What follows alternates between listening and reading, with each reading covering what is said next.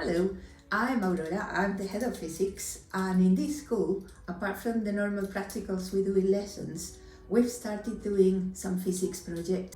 It's a robotic arm ball thrower. Brilliant. And what are you going to do with it? We're going to throw a ball. Obviously. That's going to link to physics and maths, I presume? Yes. I'll leave you to it. What's Tabitha doing? Creating a LaTeX report. Oh, nice. Is it going well?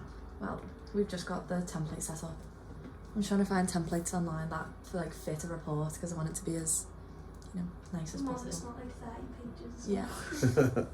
Well, that's a battery. Is that- The Arduino. Is that the program for the Arduino? Yeah. What's that going to do? Just throw it? It's gonna rotate the. So it alters the angle. I called it a motor and I got told off. You know what? Can I switch this on? I think it's too thick. There's a hole here. If we could make another hole on the other side. No, you're gonna make holes in Shall this. we just go and ask the art students? And the idea is that we're able to mix what they learn from physics and from maths and from computer science into a project that goes beyond what you normally learn in the curriculum. It's like supracurricular stuff that they can defend afterwards whenever they go to university. And the students join a group where they have experts on computer science, on maths and on physics, and they choose an experiment they really like to do. We're driving this spring at a range of different frequencies, and we're measuring the amplitude at each frequency. And then when the amplitude is normally meant to change, they're using simple harmonic motion, so the amplitude is meant to just go up and down steadily about like a fixed point.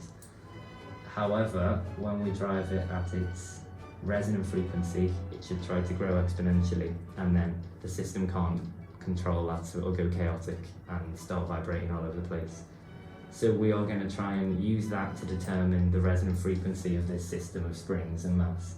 And then we're going to try and see how having different springs held in parallel and series, and we're going to see how that affects the resonant frequency of the system, and see if we can derive a formula for how resonant frequencies of individual springs add in more complex spring systems. We're kind of just separating columns here. We're measuring density from refractive index. Oh, I remember, yes. So you're looking... So does density affect anything to do with refractive index? Yes. Yes. Actual physical density, not Yes. optical density? Yes. Exactly. I remember. Because there should be a link. Should be, you'd hope. Yeah. Do you think there will be? Yes. No. Actually. What are you doing around here? I'm just working out the density of this liquid. Oh, wow. So you're finding out density using... is that a Raspberry Pi? No, it's an Arduino. Arduino. This is a pressure sensor and this is a temperature sensor. Oh, wow. Oh, I see. Oh, you use pressure and temperature to work out density? Yeah. What's your equation you're doing for that? P equals PHG. Brilliant. Nice. What are you doing, Jacob? You're writing it up? Yes. Are you on LaTeX? Yes. Oh, cool. So this is going to be a wonderful report. Hopefully. That's good. Excellent teamwork. I like it. Very well organised. I am proud of you all. Long may it continue. They do that over the years, so they have time to think what equipment are they going to need. If we need it, we buy it. How are they going to perform the experiment? Do some preliminary work to see if it's going to work or not. Sometimes that ends up in disasters, and then they have to rethink everything. And then they do the experiment, and when they finish the experiment, they do a presentation on the experiment and do a poster and defend the poster the same way they would do in a normal conference. Well, we try to find a point where if you keep on adding masses to a common pendulum, the time period won't change. So we use some mathematical calculation to find that point. Okay, and what's this over here?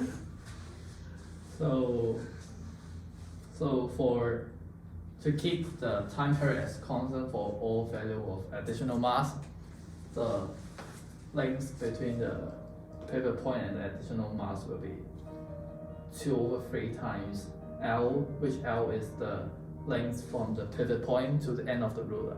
Oh yeah, of course you're doing a compound pendulum, aren't you? Yeah. Excellent. I remember this conversation. Anything you want to add, Michelle? Sure, you're very excited. So basically, this is everything we've got for experiment 1, and experiment 2 we're changing the mass of we're kind of changing the mass of the ruler by attaching lots of rulers together, and we then change the attached mass, but then we attach on the same point.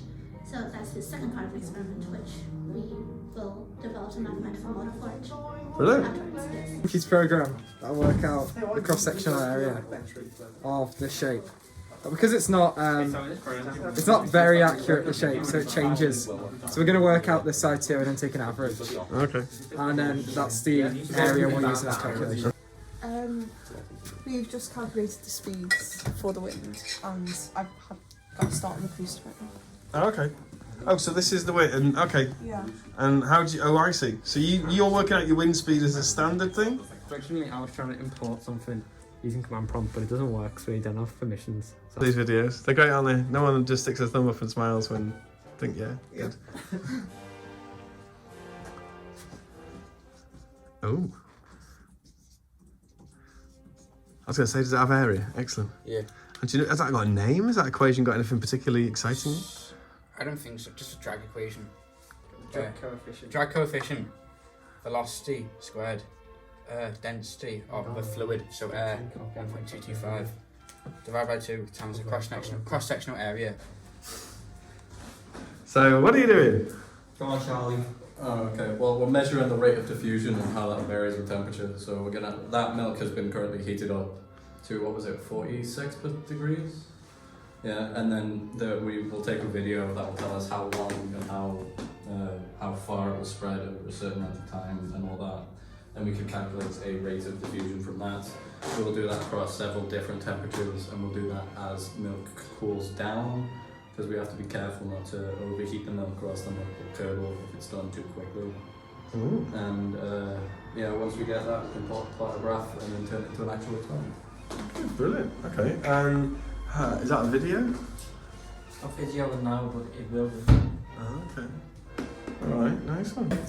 It's a simulation that simulates live. I'm not good at this. Isaac wrote this, right? Yeah. Yeah. I've been trying to Try the ones that you were gonna do anyway. Yeah.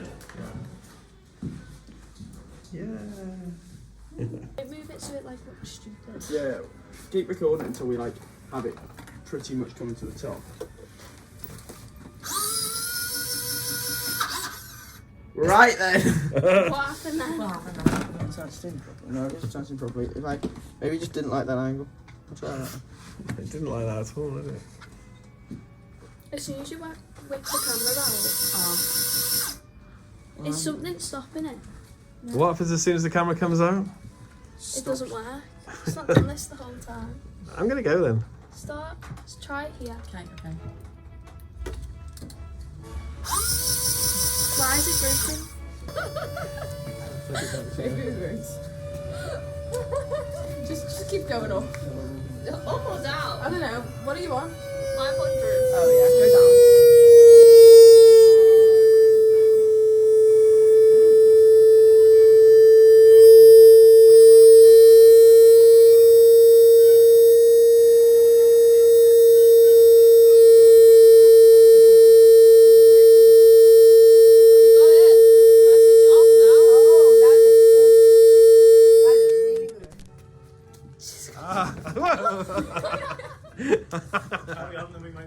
Yeah, it does affect. Oh, yeah, that goes. Oh, now we're talking. Ah! See, I'm sorry. Don't give up. 12:40 over. Right, screenshot. And second screenshot, I'll take that over. Okay, go. Right, good. Oh, wait, I was going to turn off. Wait, hold on. Okay, screenshot was thank you. Beat you back to the words nice. Not you.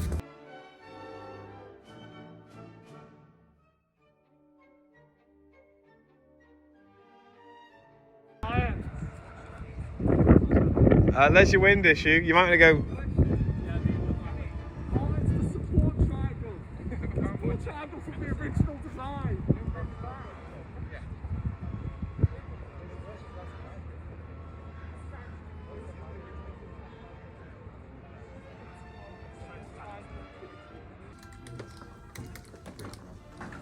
Well done on that paper.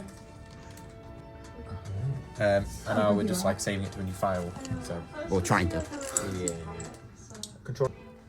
No, it does say no. No. Okay. That's because it's massive. What, you don't want it to be that big?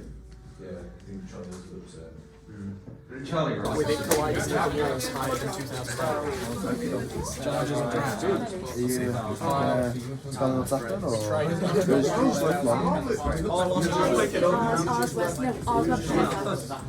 George, I just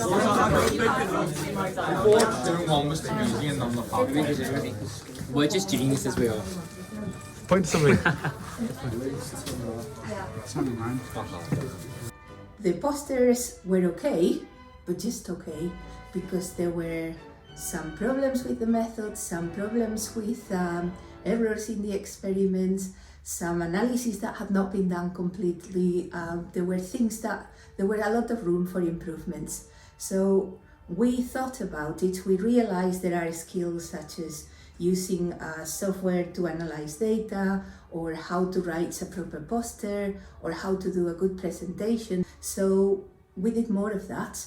We embedded all those skills in normal lessons, and they had the chance to do one final day for the poster. Then that was really, really improved, and the presentations were amazing. We were really impressed about the results, and I feel they're a lot stronger now when they go into year 13 and they perform all the other experiments.